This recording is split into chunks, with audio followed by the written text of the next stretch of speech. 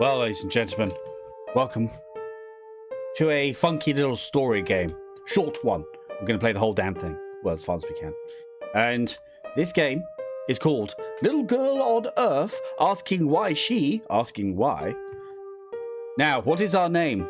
We will be Cheekster. Or shall we? Yes, we will.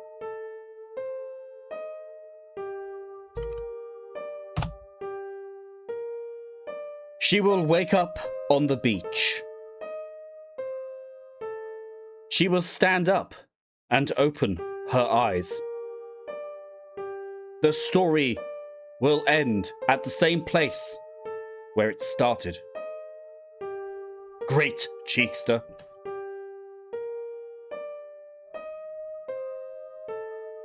You are welcome to this new world. Your new world. Now that the sun has risen, when the moon shows its face, the place will remain the same. When the time comes, the decision to stop everything will be yours. And above all, never forget this. It is you, yes you, and only you, who put yourself in this situation. You chose it. You gave it importance. You created its being. Always remember that. Thus, the universe was created.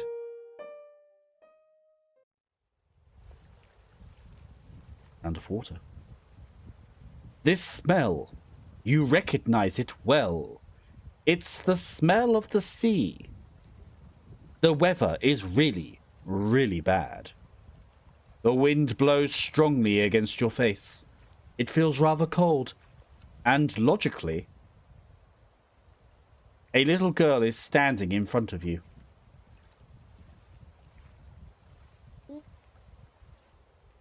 She says meep. I'm not sure our communication is going to go well. Oh. That's a strange way to wake me up, don't you think? Ooh. Did you sleep well at least? Nap achievement. Thanks for asking. Wow. That's new. Not a single second of my existence did I ever think that sleeping could be a bad thing. You just taught me that you can sleep badly. Whoops. And teaching me something here is both unusual and at the same time common. What does it even mean to sleep badly? Having nightmares, for example? Meh. I really don't think nightmares will ever be my bed here. Yes. Still, I learn things with you around. Smiley face emoji. You must be some kind of psychopath who came to kidnap the little girl I am in this story. Damn, that escalated. But I think you're funny. And looking at you more closely, you don't give me the creeps. Got any other stupid questions to ask me by any chance?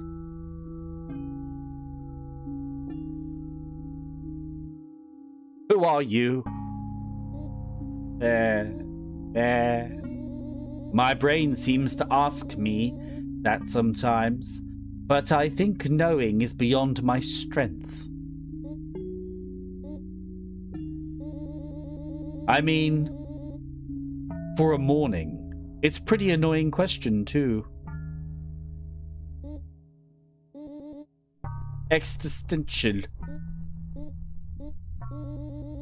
Ah, hell. I'm not good at this stuff. Let's pretend we don't know each other, just for a little while longer. Can you tell me where to start, please? Yes, I can. And do you at least know your name? Yeah. I thought about it carefully and honestly. The most logical answer to that question seems to be Umi. Ummy? Like gummy bears? Don't you think? And what are you doing here, Umi? Go on, tell me. Come on now. You sure ask a lot of questions. That's because I'm annoying. That's kind of the point of an introduction, though, wouldn't you think?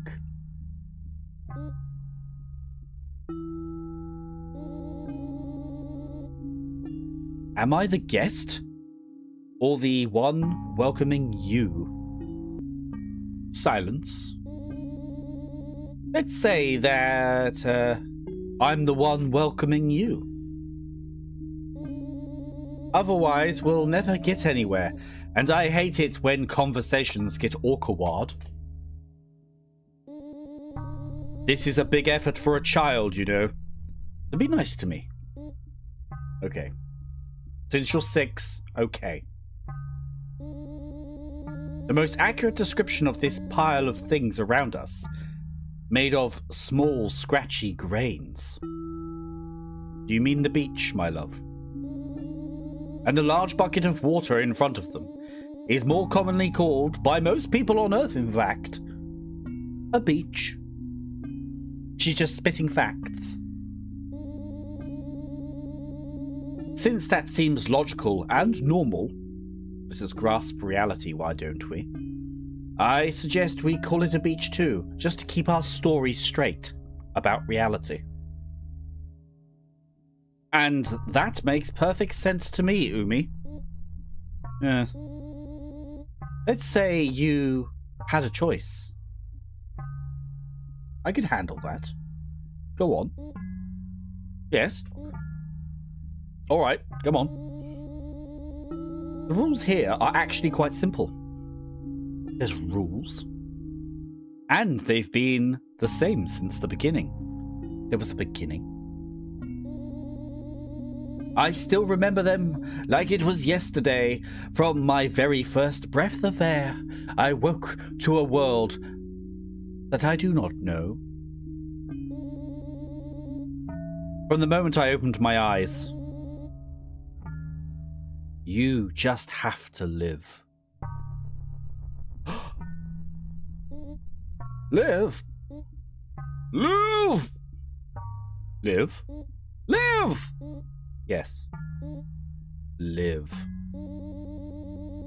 I haven't found any other official rule to this day, but I know that you have to live. You kind of just have to keep going till you don't, I'm afraid. It's strange, but the moment you imagine any way to stop it, the universe will never leave you alone. Just keeps getting in your face. Too true. Too true. My body seems made to live.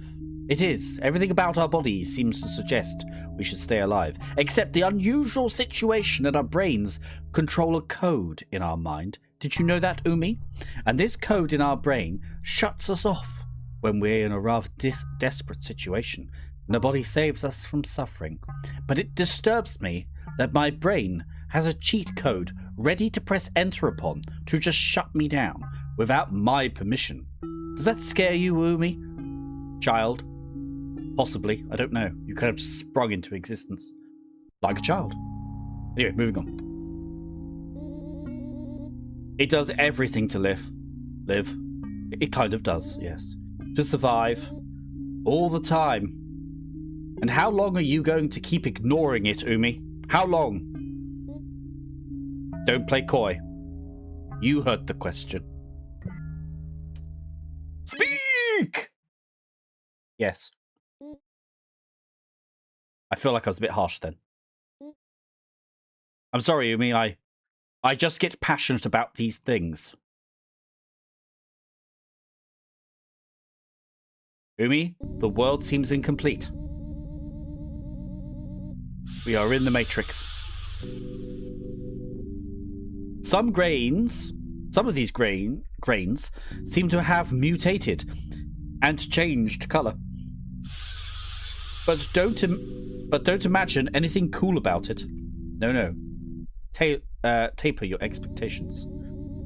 That beach over there is much denser than normal and escapes all logic.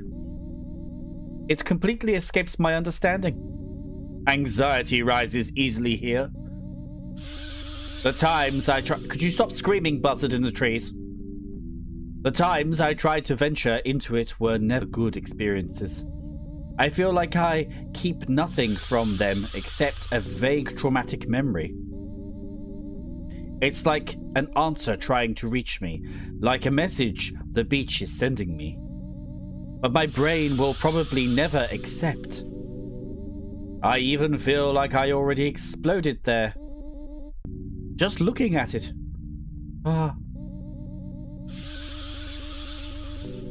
There's nothing more to say, and it must have been an eternity since I last dared to step foot there. Well, it would be an eternity, wouldn't it, my love? Because when we die, we loop full back throughout time. We go all the way to the end of time, and then time reverses, and then we are back. I call that thing paradise.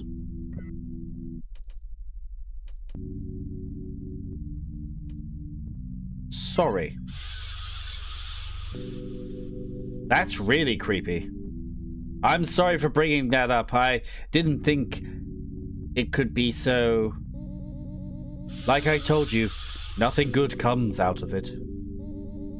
It's hard not to see it, but my brain prefers to pretend it does not exist. Let me distract you for a while. Would there be something that would make you happy, even if it was for a mere moment? Come on now. We are friends. There's no one else here. We are the only sentient beings left. Yes? Oh, there is something. Go on. Yes? Can you play with me? Sure. Please? Yes. Yes. With pleasure. What do you want to play? Yeah? Yes, truly. That's something you never refuse. Playing. What do you mean I never refuse? Do you know me? I don't know you, Umi. Well, I think I can see it, and it seems pretty logical. Don't be boring. We're on a beach. The weather is perfect, and there is a crazy screeching bird in the distance. So, we're going to do my favorite activity here. Sit down. She's so boring. Okay. She's a kid. I know what you're saying. I know. You have been sitting next to the little girl for at least 1 or 2 or 5 hours. 5 days, maybe. The notion of time now feels completely abstract to you. The more you think about it, the more you realize the universe isn't that horrible. The world seems neither more peaceful nor more chaotic than before. It is as noisy as it is silent, and as beautiful as it is terrifying. There is something magnificent about doing nothing. Eventually you think of nothing but the sound of the waves. The moment. Giving in to the fluctuations of the now. But just as you begin to dream away, the little girl suddenly interrupts you.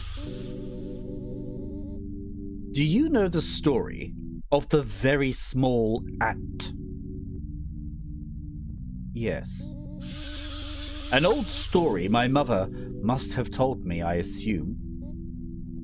Or maybe it was my dad.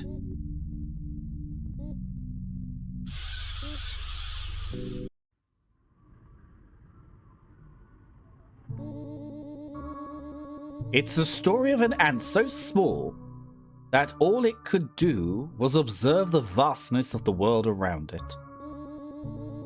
For her, seeing anything else was inconceivable. Her friends, at least twice her size. The leaf that served as her bed, at least 5 times her size. The tree so big she couldn't even see it in her field of vision. I said that sentence well. And the river. Don't even talk about it. Its currents looked like real black holes to her. No escape for the poor little ant, faced with such an oversized life. She kept thinking and thinking. Was it her who wasn't made for this world? Or the world that wasn't made for her? How could she live so fragile, so innocent, and above all, so small?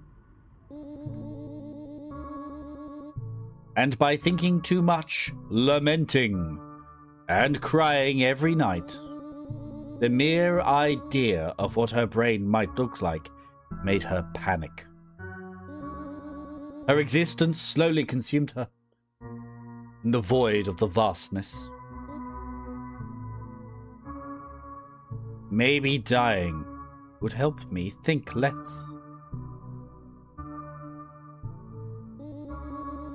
The little ant thought. It was on her deathbed that the ant finally understood who she was. By overthinking her life, by being so overwhelmed, wasn't she, at the end, the greatest thing to exist? At the moment of her death, the little ant felt more alive than ever. But what do you do when rest does not exist? You know, the real misery in this world is understanding things.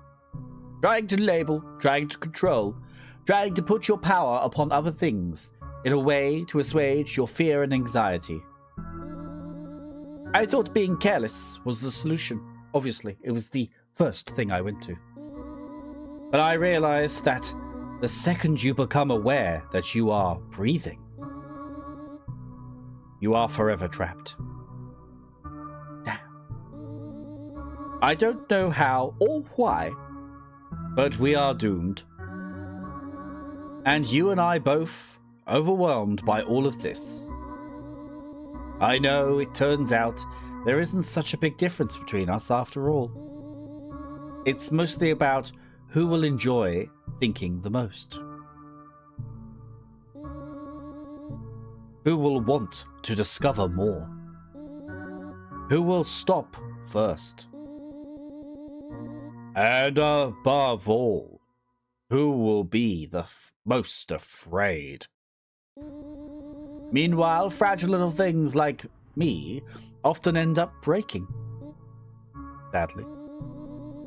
Not an ounce of solution, not an ounce of hesitation. There is no answer to the question, who are we? And you, have you ever felt small? Never, never, never.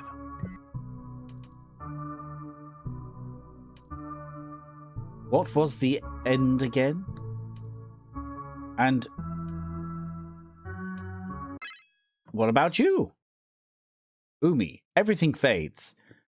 You will fade too, someday. But for now, on this beach, there are no more questions to ask ever again. You don't have to wait for the end to understand something. Truthfully, you've never been as free as you are this morning, this sunset. The very definition of flowing water.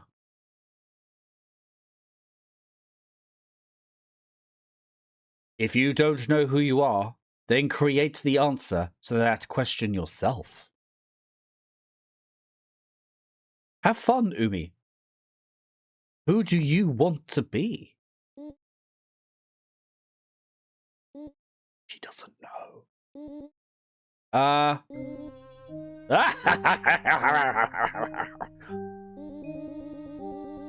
funny when you put it that way.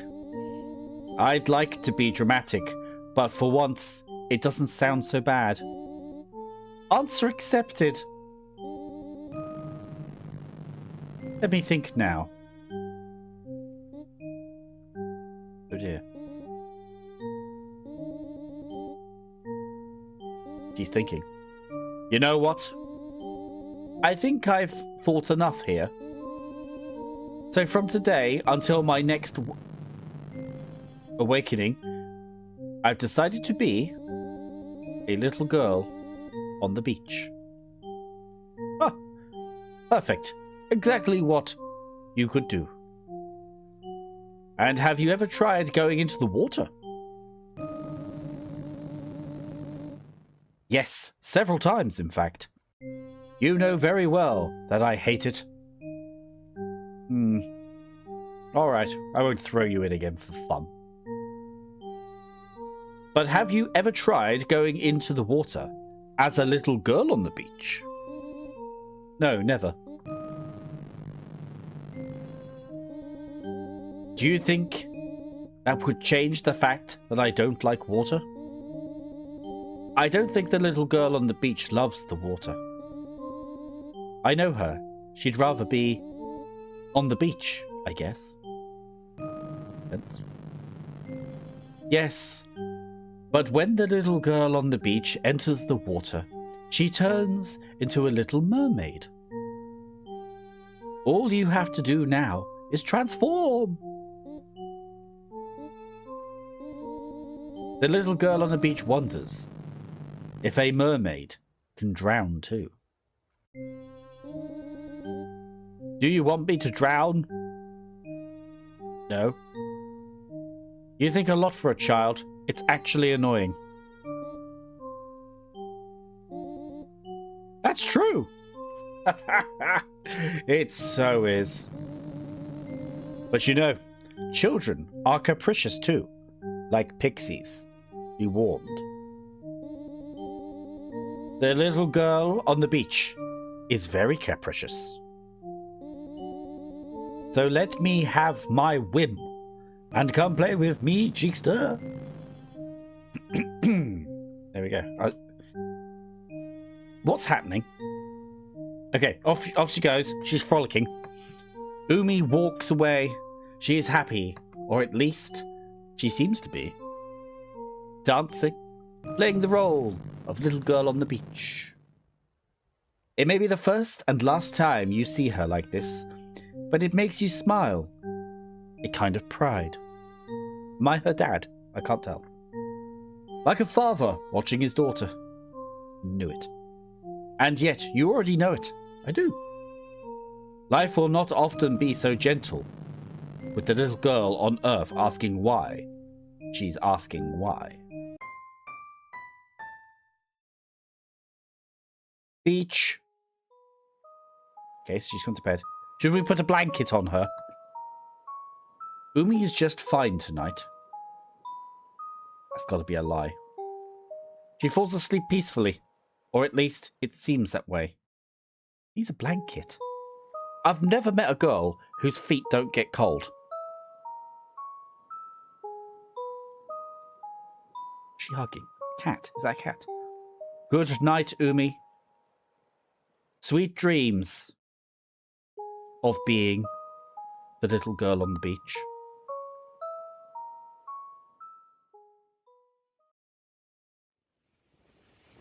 Welcome back. Happy to see you again. Good night, Umi. I think she's staring at us, people. Welcome back. Oh.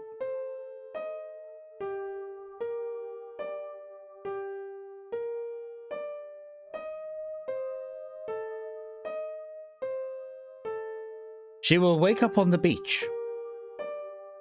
She will stand up and open her eyes. We've done this. The story will end at the same place where it started. Yes, it will. Great cheek stars! You are welcome to this new world. Yes, we've seen this. We've seen this. Well, there we have it, ladies and gentlemen. The little girl on Earth asking why she is asking why. This game, a fun, neat, compact visual novel, I suppose you would call it, or visual short story. Very good, very good, very good. I like it. It's, I think they're asking questions about existence, about the definition of being alive, overthinking. There is contemplations on life ending and to shut up the voices in one's head. Also said the ant. There's some deepness to it. I imagine if you play through it several times and you start getting into it, you'll start to realize, that's what's going on. But yes, there's lots of metaphysical things, grains in the sand, the infinite cosmos, the overthinking and self-identifying, jargon-brained, frolicking jester game of those that play the political battle. This is really a fun little kind of show. Like when I've cosmically traveled, you could say, I have found that this is really the answer that you come back from in those cosmic travels. You come back with an answer that you're not nothing, and you're not in a great sea of nothingness. That you're actually entirely entwined with every single atomic and smaller structure. You are completely connected to everything. And it's disturbing because there are things you'd rather not be connected to. Like a certain gentleman that was in the town centre yesterday. But it's when you travel through time and space within your feeble mind, you realize it's not a feeble mind. It's a young mind exploring and expanding, and it's exciting. And a lot of things are about experience and about being in the present, because I find it hard to quantify it, to kind of get a sense of experience when I'm thinking about the past and the future, but not now. It's very cheesy. It's very cheesy, in my opinion. It's very new agey, thinking about the now, being in the now. And but it's true. It is true. Everything's happening all at once. It's all now anyway, right? No matter how you want to cut it, okay? And you're not just a grain on the beach. You're interlinked with every other grain on the beach. You're interlinked with the air brushing across it, the water coming through. You're linked with the grass in the background. You're linked to the girl. You're linked to the main character, whoever I may be in this, the dad or whatever. You're linked to your family, your friends. You're linked to strangers. You're linked to things that you're not even aware of. You're linked to a black hole. It's all linked together. And when you look at the world, when you look at the camera and you see me in the camera, when you look at yourself in the mirror, when you look at friends or people when you walk in the street, when you look at a bagel that's been abandoned on top of a bin, when you look at an ant on a bush, you're not seeing something else. You're seeing you, because you are made up out of all the same stuff that everything else is. You're all made out of one thing, and that kind of makes you one, ultimately. In a boring, atheistic way, you're all made out of the same stuff, right? In a spiritual term, you're incredibly connected, and you're never alone. Even when you think you're alone, and you think no one cares, and you think everybody's lying, and you think, because none of them mean it when they say that, are you okay? Nobody wants you to answer with the true point. Nobody wants to hear. That's what you think, right? And you're in this diorama of shame and pain. But the problem is, it's a game. It's all just a game in the end. You have to let go, and letting go is achieved by being in the moment. And breathing, strangely enough, although one could say is the first breath of poison because air slowly kills us or something like that, I don't know, whatever bullshit. But ultimately, breathing is being in the present as well. That's why a lot of people practice breathing and that sort of thing. But breathing really is, in my opinion, a little bit of a crutch. Like breathing good is important, right? But it's a bit of a crutch as a focus, right? There is nowness is achieved by quite simply just stopping holding on to things. And that's an interesting thing I feel maybe in the story is being said. You know where she's dancing around and being the girl, that's fun and in the moment. And then she sleeps, which in a way is like letting go of being the little girl. So she's not attached to it too much. And in that lack of attachment, it's weird because like you separate from yourself, you separate from the story and the character you're playing. Remember, you are playing a character that you have devised thinking it's going to work, when often we play characters that don't work. Let's be true. My point is, I'm going too far off on a tangent, right? But my point is you are ultimately connected to all things. You are all things. You are connected. That's why ending it all never makes sense, right? That's why, not never. I mean, obviously there must be a circumstance when it has a value, or maybe an extreme circumstance where you're going to crash into the sun. You don't want to experience it, but ultimately, in general life, it's not worth it. Right? In general life, it's not worth cutting off the universe from you, right? But also, in general life, it's not worth beating yourself over the head with a stick saying, why haven't I got friends? Why haven't I got this? Why X, Y, and Z? Why don't I exist like this? It's never freaking worth doing it. Never worth doing it, because it's more division, that thinking. And that division is what's causing you pain. If you just be yourself, who you are, in the space that you are, and just start being in the space. And then maybe you start becoming creative. Maybe you start expanding your thoughts, expanding your horizons, and you begin to reach a point where you actually, hang on a minute, I'm alive, and that's an intriguing concept in itself. But in my opinion, it is the attachment to outcomes you think are going to change your lot. Like, oh, people are going to like me if I do this, or I'm good. That stuff is, because I'm very amateur in the spiritual side of things. And it's that kind of stuff that, really, really helps me, is letting that sort of stuff go. But anyway, I've talked too much. I'm dribbling on. I'm going crazy. This is not what this video is about. No one wants to hear me rant about spiritualism. Who gives a damn, right? But in reality, right, here's the thing. In reality, this game was quite cute. This game's got a nice little bit about it. It's playing with the interesting theme of existence there. There's probably bits I've missed as well, which is cool, which you would get for another playthrough.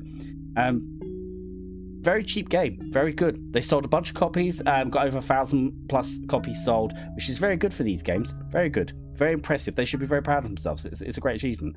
It's groovy stuff. And the art style is cool, the pixel story is cool. It's very neat and very precise. There's no wasted time. And that's an interesting stance for a game to take. No wasted time. I like that. Which is kind of, ironically, the way they've just told the story so cleanly and so neatly is ironically in theme with the theme. Well, there we go. Anyway, I've rabbled on for too long. My name is Cheekster, or Cheekstars, at least today, as I play the clown. But you're you, aren't you? And you should probably just carrying on, baby. And until the next video, bye-bye.